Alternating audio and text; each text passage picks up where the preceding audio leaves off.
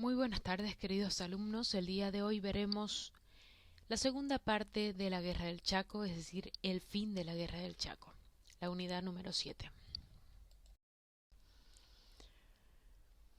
La Guerra del Chaco, que se dio entre Bolivia y Paraguay entre 1932 y 1935, fue un importante conflicto bélico, de hecho el más importante en Sudamérica en el siglo XX.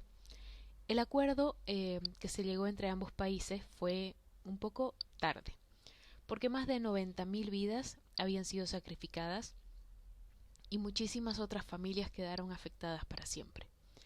El canciller argentino Pedro Saavedra Lamas, mediador en el conflicto y Premio Nobel de la Paz, gracias a esta mediación en el año 1936, dijo que todo cuanto podemos alcanzar en el estado actual de nuestra civilización son acuerdos entre naciones que permitan eludir la guerra, postergarla, hacerla cada vez menos frecuente. Con estas palabras se daba a entender que la guerra era el fin menos deseado. Las personas, sin importar sus naciones, debían unirse para evitarla.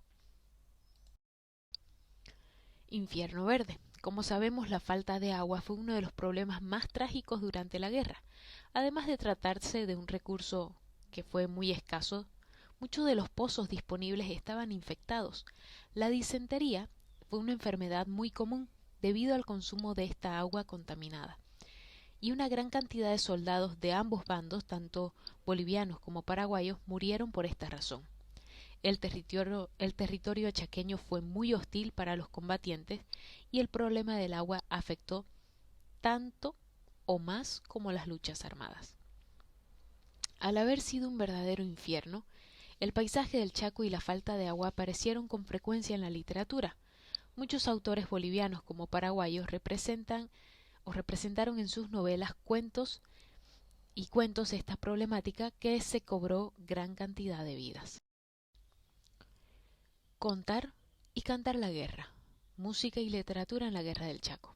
La Guerra del Chaco fue trágica y extensa y dejó hondas heridas en la sociedad, tanto por la pérdida humana como por la evidencia de la desigualdad y la falta de unidad que existía en el país.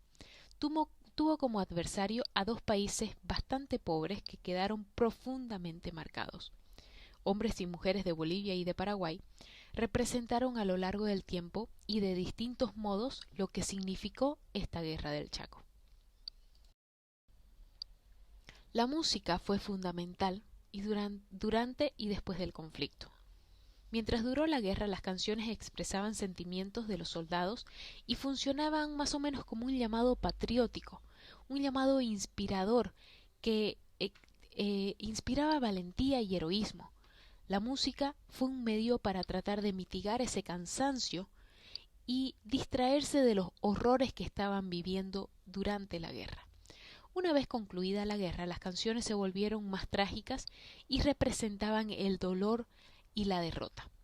Además de los grandes escritores que dedicaron páginas y libros, como vimos anteriormente en la anterior unidad, durante la guerra, soldados de ambos bandos escribieron diarios y cartas en los cuales narraban sus vivencias.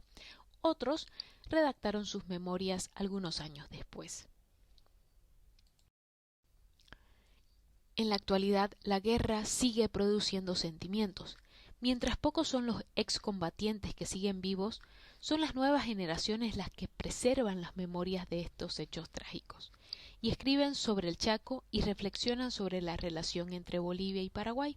Encontramos, por lo tanto, publicaciones de distintos géneros de autores de ambos países, como por ejemplo antologías que recogen cuentos escritos por narradores jóvenes de ambas naciones, como Mar Fantasma, donde 22 cuentistas contemporáneos de Bolivia y Paraguay.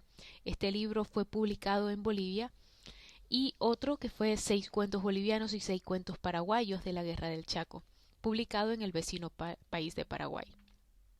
O por ejemplo, el cómic Epopeya Binacional.